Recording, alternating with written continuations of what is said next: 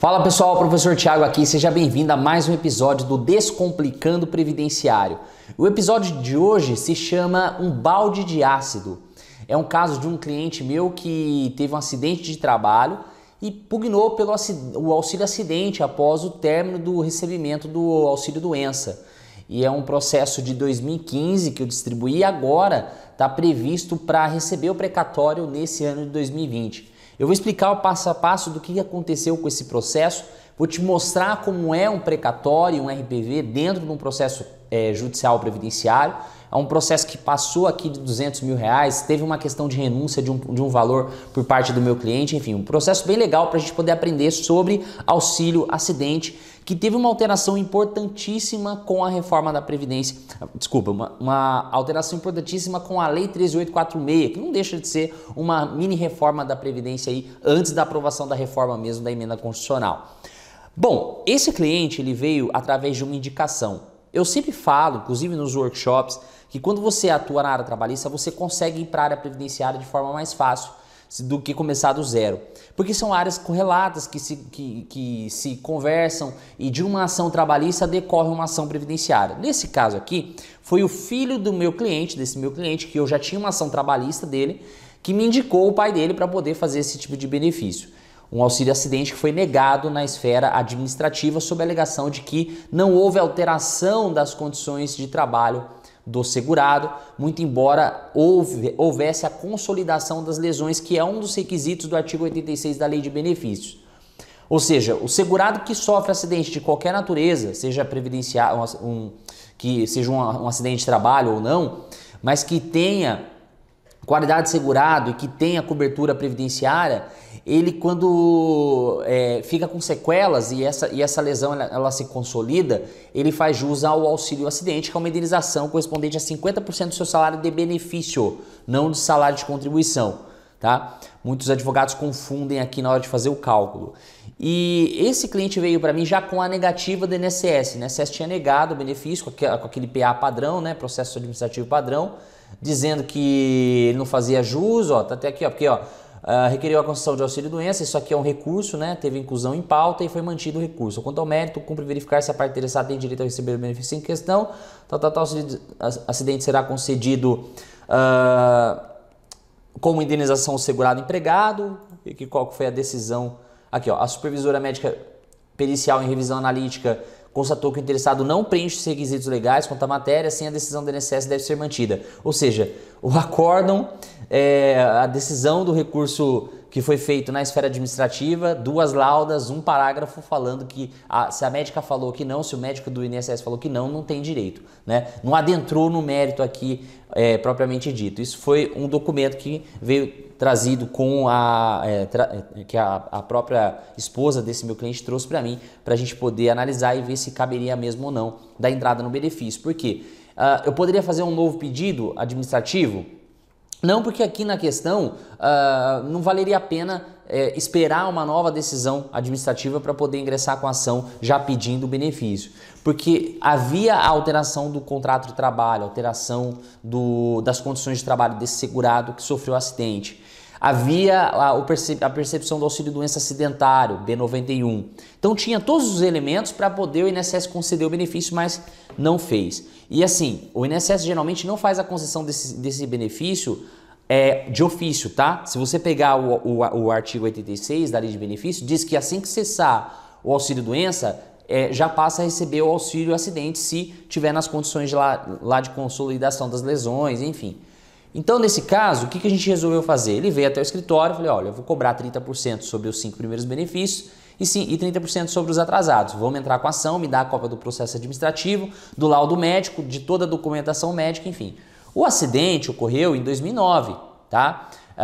E ele recebeu o benefício até 2009. Ele me procurou em 2014 para poder cobrar esse benefício. Só que, nesse meio tempo, deixa eu até pegar aqui, se eu não me engano, nesse meio tempo, entre 2009 e 2014, a esposa dele estava tentando receber o benefício de forma administrativa, até que demorou o recurso, mais de um ano para ser julgado, e aí que ela veio atrás de mim. Mas, Thiago, como fica a questão da prescrição, né? Inclusive, uma das discussões do INSS na fase de liquidação é a questão da prescrição quinquenal. né, do artigo 103 da Lei de Benefícios. Se você pegar lá, acho que é o parágrafo 3º, né? Deixa eu ver aqui, ó, é de 10 anos o prazo de decadência e o prazo, deixa eu ver se é o 103 mesmo, prazo de decadência, qualquer direito ou ação do segurado, tal, a contar, e prescreve em 5 anos a contar da data, é o parágrafo único, em que deveriam ter sido pagas toda e qualquer ação para haver diferenças do INSS, que é o caso da minha cliente, né? Então ela tinha o prazo de 5 anos para poder cobrar. E aí, bom, em vez de eu falar de trás para frente, vamos começar aqui com a petição inicial. A gente está falando de um benefício previsto lá no artigo 86 da Lei de Benefício, que traz o seguinte, que o auxílio-doença, auxílio-acidente vai ser concedido como indenização, ou seja, é um benefício indenizatório, quando o segurado, após consolidação das lesões decorrentes de acidente de qualquer natureza, resultar em sequelas que impliquem a redução da capacidade para o trabalho que habitualmente exercia. Qual que é a contingência desse benefício? É a redução da capacidade laboral de forma parcial do segurado. Se for permanente, total, é aposentadoria por invalidez, né?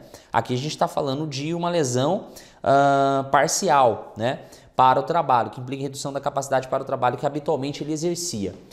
Obrigatoriamente, o segurado ele deveria mudar a sua atividade caso isso ocorra, como no caso do meu cliente. Ele trabalhava no setor produtivo, sofreu um acidente e passou a trabalhar no setor de almoxarife. Ele não podia ficar muito tempo de pé, porque o ácido, aqui que vem o nome do episódio, né, o balde de ácido caiu no corpo dele, lesionando principalmente os pés, os tornozelos. Ele não podia usar a bota de bico de ferro, porque era a bota utilizada, o EPI utilizado no trabalho. Na carteira de trabalho dele, eu vou mostrar para vocês, já veio a alteração, constava a alteração das condições de trabalho. Só que por um erro, a empresa ela fez essa alteração tardiamente. Ela fez tipo 3, 4 anos depois do acidente. Mas de fato, assim que ele voltou do auxílio-doença, ele passou a trabalhar nesse outro setor, que é o setor de almoxarife. Na petição inicial, quando você pegar esse tipo de benefício, o que você tem que trazer para o juiz? Elementos de que houve redução da capacidade de trabalho para o trabalho que ele exercia habitualmente, que houve, se ele estava trabalhando, que houve uma alteração das condições de trabalho, e o laudo médico dizendo se a lesão ela se consolidou ou não, se não tem nenhum tipo de possibilidade de reabilitação, né, de cura, por exemplo, de algum tipo de lesão. E no caso aqui do nosso cliente, o que eu busquei na petição inicial? Explorar isso para o juiz, dizendo que o autor sofreu acidente em 8/2/2008, que tem uma CAT em anexo, na qual foi atingido por ácido sulfúrico, tendo queimaduras graves de 1º, 2º e 3º grau. E tem um relatório médico falando sobre isso, se eu não me engano. Tá aqui, ó. Essa aqui é a CAT, aqui é a carteira de trabalho dele. Deixa eu ver se tem um relatório. Aqui é a decisão do INSS, carteira de trabalho. Aqui é do INSS. Aqui, ó, o receituário, ó. Paciente encontra-se em atendimento em nosso serviço, devido à sequela de queimadura em pé direito, vem apresentando boa solução, com ganho de ADM, força muscular e melhora da capacidade. Mas no relatório que eu tenho, esse relatório médico diz que ficou sequelas, né? Que ele já não pode, que ele não pode caminhar até a praia, na areia da praia, com risco de novas queimaduras, presença de varizes mais linfedema, na volta ao trabalho houve mudança de função devido à incapacidade de exercer o mesmo cargo. Então esse relatório ele foi primordial para que eu conseguisse na esfera judicial esse benefício. Então o que você deve pedir para o seu cliente no atendimento? Olha, eu preciso de um relatório médico que demonstre a situação clínica atual do cliente, do segurado. Se houve consolidação das lesões, se essas lesões não são passíveis de cura, de reabilitação, e o segurado ele precisa alterar as condições de trabalho dele para aquela que ele foi habitualmente contratado ou para que ele exerce habitualmente, tá? Então trago aqui que o INSS negou o benefício para ele na esfera administrativa, peço tutela antecipada, eu não lembro se foi concedida, acredito que não, e dos requisitos para concessão do auxílio doença acidentário, né? Auxílio acidente acidentário. Dentre outros benefícios, aplica-se no caso Intelo auxílio acidente, concedido como indenização ao segurado, que após a consolidação das lesões decorrentes de acidente de qualquer natureza, previsto no artigo 86. O benefício é pago no importe de 50% sobre o salário de benefício E em caso o autor sofreu um acidente de trabalho que culminou na redução da sua capacidade laboral, impedindo-o do exercício da atividade que habitualmente exercia até o acidente. Não obstante, será comprovado por meio da perícia médica, através da expert de confiança deste juízo. Precisou aqui fazer perícia, era necessário, porque a perícia iria avaliar, para confrontar com o laudo médico do INSS, se houve mesmo a consolidação das lesões, tá? Se a lesão ela é parcial e ela é permanente. E ela resulta na redução dessa capacidade laboral do segurado. Isso é importante, o laudo sempre vai ser importante aqui. Tanto é que no acórdão, porque o INSS recorreu aqui, no acórdão, salvo engano, o próprio tribunal manteve a decisão com base no laudo, que não teve nenhum outro elemento de prova produzido pelo INSS nos autos, não na esfera administrativa, mas nos autos, que afastaria a conclusão do laudo do perito, tá? E aí o pedido, como a gente entrou com a ação na Justiça Estadual por se tratar de um benefício acidentário, inicialmente a reforma da Previdência iria alterar essa possibilidade, né? De que todas as ações seriam julgadas, independentemente de ser ações previdenciárias, tá? Independentemente de ser decorrência de acidente de trabalho ou não, seriam julgadas na Justiça Federal. Aí a reforma não alterou isso. Permanece o artigo 103, inciso 1 da Constituição Federal, prevendo que é competência da Justiça Estadual quando a autarquia ela for demandada e envolve acidente de trabalho. Então, o auxílio-doença, aposentadoria por invalidez e auxílio-acidente, decorrência de acidente de trabalho ou doença ocupacional, esfera estadual, tá? Competência da Justiça Estadual. Mas e aquela questão da competência delegada? Aí é outra coisa. É quando na comarca do segurado não tem Justiça Federal. Aí pode-se se valer da regra até 70 quilômetros num raio ali. Se não tiver vara federal, pode encaminhar para uma vara federal mais próxima. Agora, se num raio de 70 quilômetros da cidade do segurado, vai ter que entrar com ação na Justiça Federal, tá? Não na estadual. Bom, então um dos pedidos foi, primeiro, a tutela de urgência, depois a procedência total da ação, pagamento dos honorários de sucumbência e o dos atrasados. Aí tem a procuração, gratuidade, documento pessoal do segurado, vem aqui a documentação, aí veio a contestação do INSS, que alega que ele não fazia jus porque não houve, mesmo havendo a lesão, não houve alteração, tá, das condições de trabalho. Mas na minha manifestação eu digo o seguinte, vamos lá, da prescrição quinquenal, argue a autarquia ré a aplicação da prescrição quinquenal quanto às parcelas devidas até 5 anos anteriores à citação.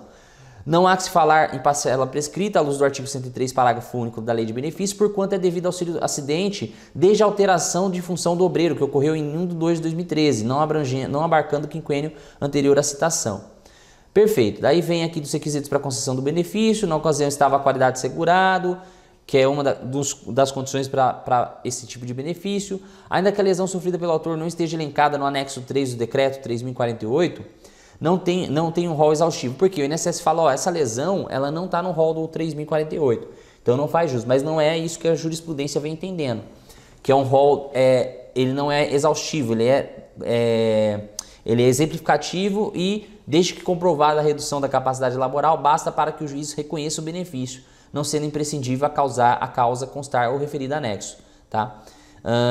Aí da data de início do benefício, também o INSS argumenta que o pagamento do benefício a partir da juntada do laudo pericial nos autos não comporta deferimento, porque a jurisprudência também é no sentido de que é desde quando terminou o auxílio-doença. Terminou o auxílio-doença, no dia seguinte tem que ter, já começa a DIP, né? A data de início do pagamento do benefício.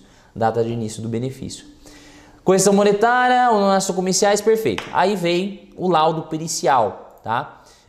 Inclusive, eu faço uma petiçãozinha aqui, o que o juiz pergunta, né? Qual tipo de prova quer ser produzida, peço a prova pericial, o juiz determina e vamos ver se eu acho o laudo pericial aqui.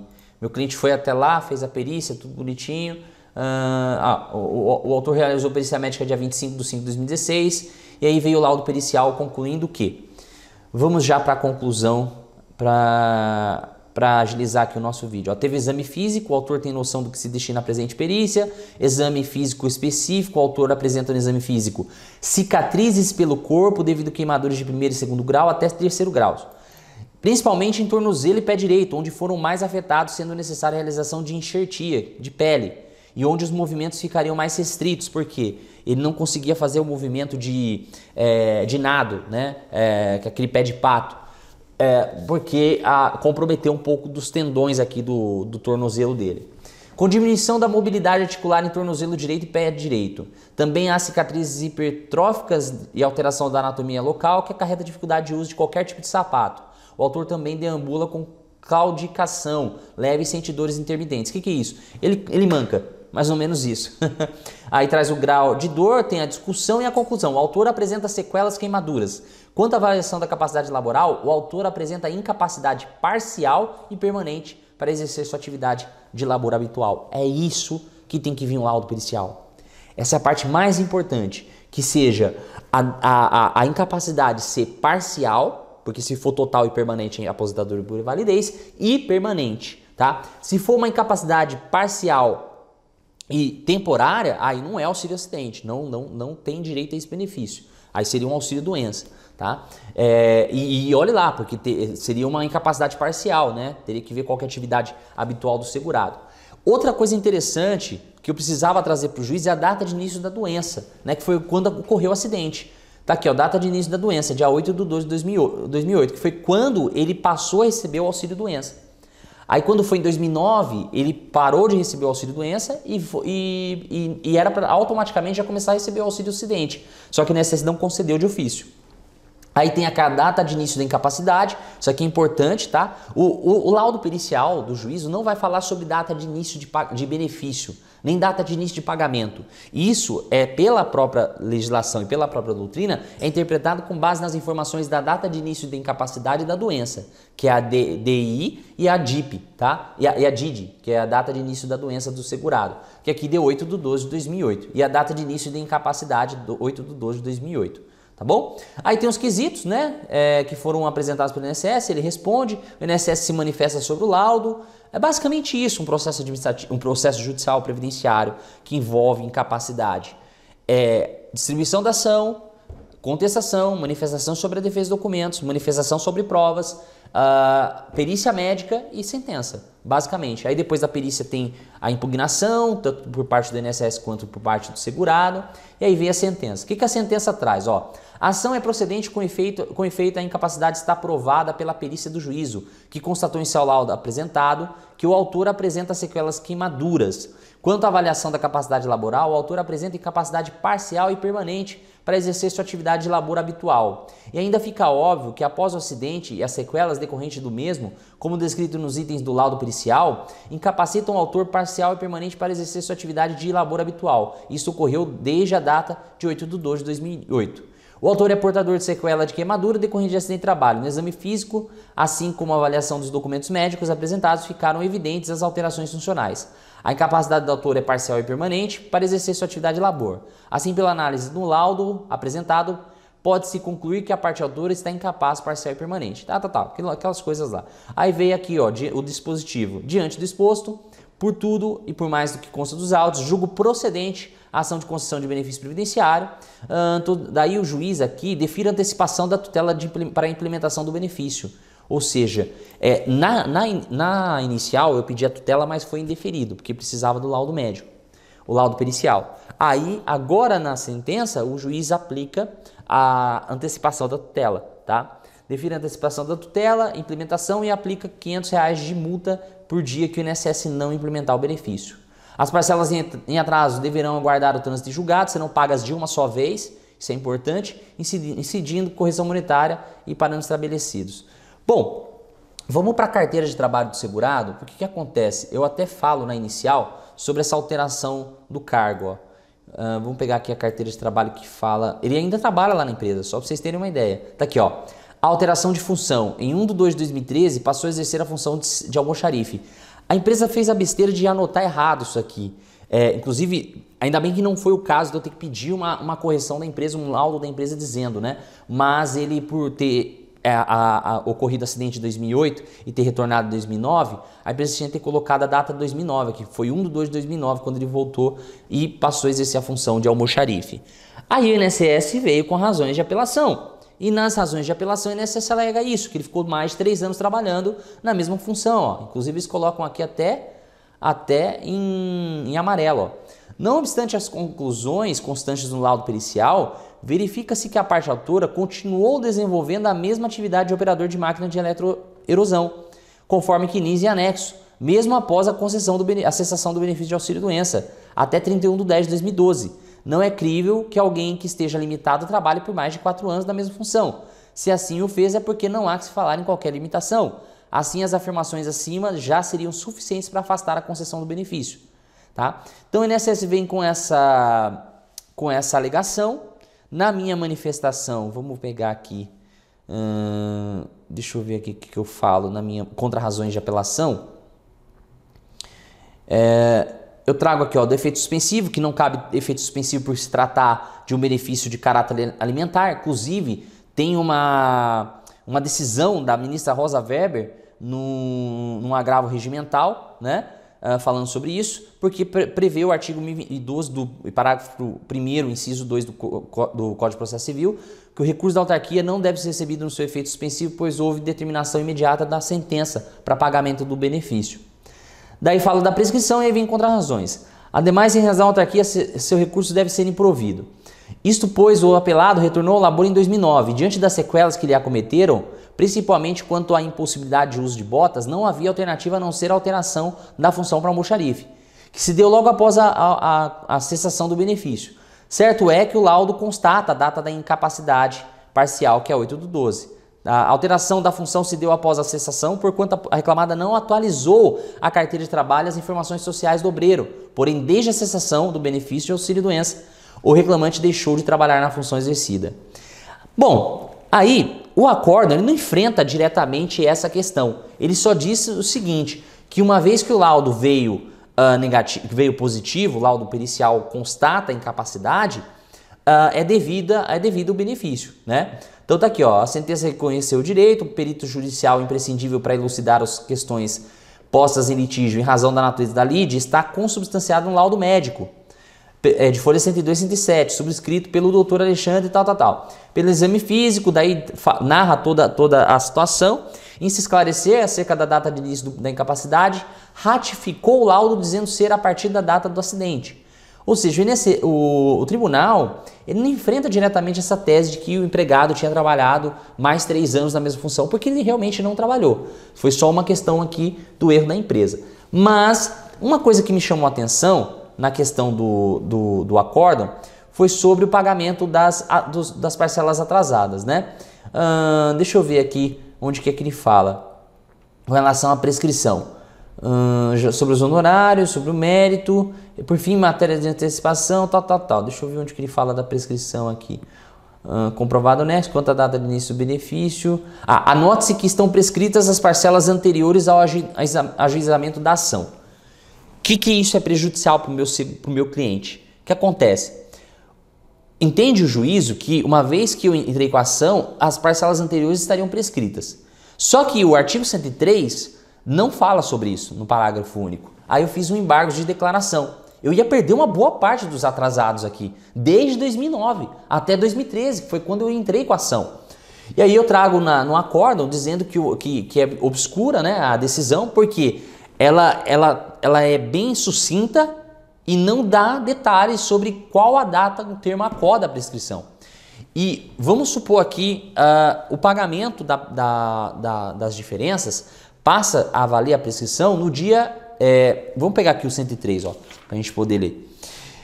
Prescreve em 5 anos a contar da data em que deveriam ter sido pagas toda e qualquer ação para haver prestações vencidas ou quaisquer restituições ou diferenças devidas pela Previdência Social.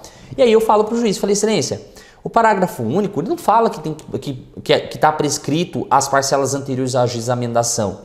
É a partir da data, começa a contar a prescrição de 5 anos a partir da data da parcela que deveria ser paga. Então, se em 2009 o INSS tinha que pagar uma parcela do auxílio acidente, ela só prescreveria em 2015, mas eu entrei com a ação em 2014, na verdade, não foi em 2013, foi em 2014 que eu entrei com a ação, então não está prescrita ainda. É a regra do quinquênio anterior à data do ajuizamento da ação. Então eu fiz o embargo, o juiz acolheu em parte os embargos. Vamos pegar aqui, ó, tira de julgamento, acordos, e o juiz ele alega em parte acorda em parte, né? Ó, relatório necessário, os embargos do acusador merece parcial acolhimento. De fato, o acórdão foi obscuro e omisso em relação à apreciação do pedido de reconhecimento da prescrição quinquenal. E aí ele deixa claro que a prescrição seria a partir da início da data do pagamento que deveria ser feito pela Previdência. E aí, transitou em julgado. O INSS não se manifestou mais, não recorreu, não fez recurso extraordinário e aí transitou em julgado. O juiz intima para apresentação do cumprimento de sentença. No cumprimento de sentença, o INSS acabou fazendo um acordo comigo. Apresentou os cálculos deles e eu apresentei os meus cálculos. Aqui que vem uma questão prática para você não correr no erro e prejudicar o seu cliente. Olha só, nesse caso, os meus cálculos deu R$ 234.131,93. Só que não é o total, tá? Não é só do segurado isso aqui. O do segurado é 212 mil. O meu honorário de sucumbência era 21 mil, que é 10%, que foi o que eu ganhei. E aí, trago as minhas planilhas de cálculo. O juiz manda o INSS se manifestar. O INSS apresenta os cálculos dele e apresenta uma diferença, quer ver? De quase 30 mil, quase 33 mil. Deu, porque daí tem os honorários de sucumbência aqui, deu R$ 199.755,61 já com os honorários de sucumbência, tá?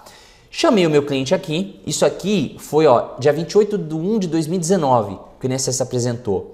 Chamei meu cliente, falei para ele, olha, existe uma diferença de 33 mil, o INSS precisa apurar, os meus cálculos estão aqui, inclusive desde 2009, o INSS tinha que pagar e o salário dele não era pouco, ele ganhava bem e dava só o corrigido, o salário, o auxílio acidente dele dava R$ 1.700 por mês, desde 2009 até a data da implementação do benefício, tá? Que foi agora em 2015, 2016, se eu não me engano. Deixa eu ver aqui, 2017, na verdade, até 2017. Então, o que aconteceu nesse caso? Eu liguei pro meu cliente e falei, vem aqui no escritório, vou explicar uma coisa para você. Precatório, para você requerer o precatório, existe uma regra, acho que do artigo 60 da Constituição Federal, deixa eu até confirmar aqui se é isso mesmo, tá? Que apresentando o requisitório até julho desse ano, por exemplo, do ano corrente, deixa eu ver aqui, emenda da Constituição, não é artigo 60 não. Depois eu vou confirmar o artigo que fala do precatório e passo para vocês. Mas diz o seguinte, que apresentado o requisitório até julho do ano corrente, passa-se o pagamento ao ano seguinte. O pagamento será no ano seguinte, porque daí vai conseguir incluir na dotação orçamentária, previsão orçamentária, e aí é feito o pagamento no ano seguinte. Passou de julho de 2000, daquele ano corrente, aí só no outro ano ainda. Então, por exemplo, 2019, falei para ele, se a gente for discutir essa diferença, a gente vai passar de julho. Aí mesmo que você ganhe ou não ganhe essa diferença, eu vou ter que entrar com um requisitório depois de julho, você só vai receber em 2021. Agora, se você quiser receber antes, a gente pode renunciar esse período, essa diferença, concordar com os cálculos da autarquia e receber no ano seguinte, 2020. Que é agora esse ano.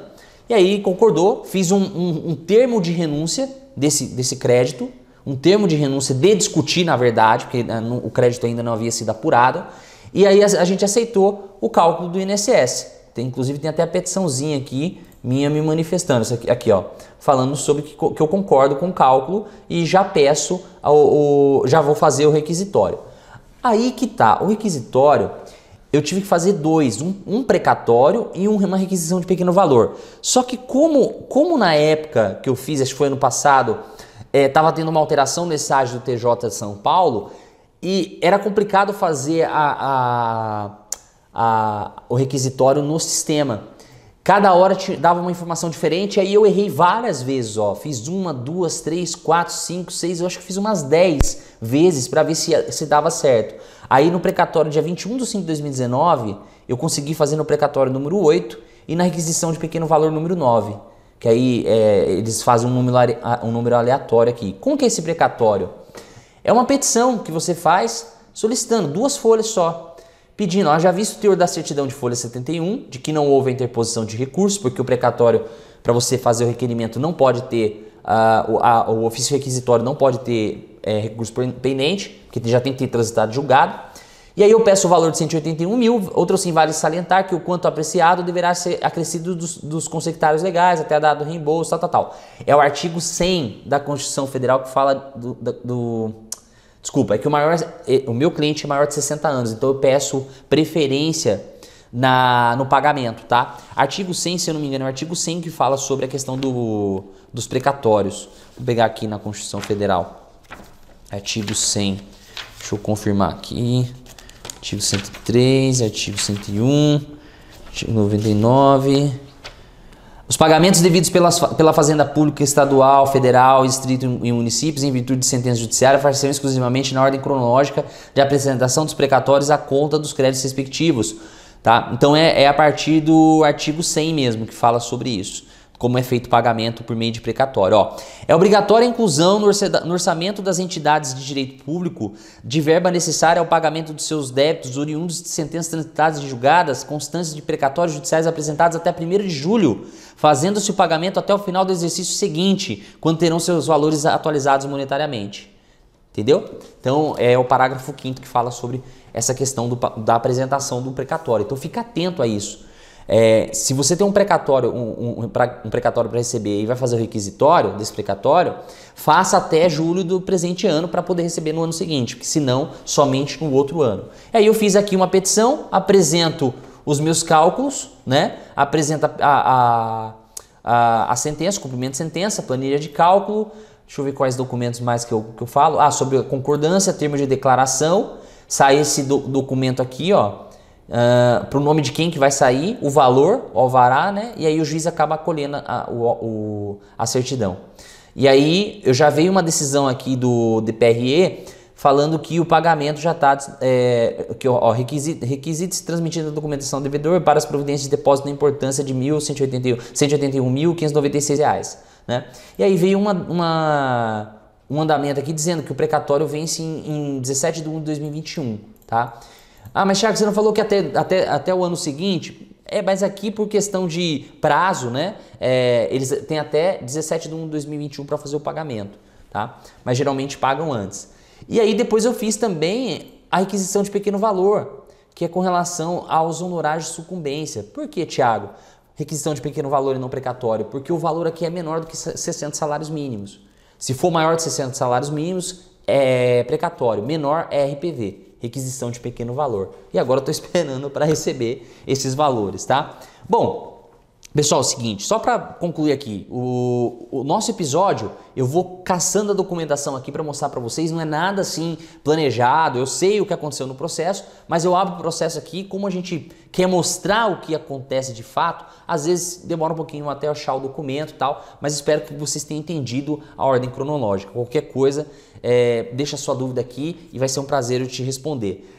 Comente, compartilhe, se você gostou desse episódio, também tem nosso podcast, você pode também ouvir lá. Valeu, pessoal, um forte abraço, até mais.